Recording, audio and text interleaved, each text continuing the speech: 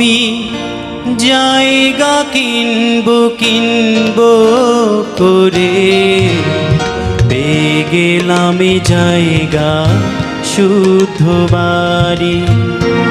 আমি জায়গা কিনবো করে পেয়ে গেলাম জায়গা শুদ্ধ বাড়ি।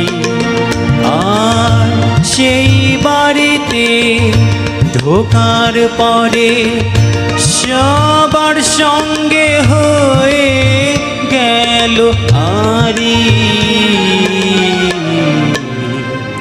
আমি জায়গা কিনবো করে পেয়ে গেলাম জায়গা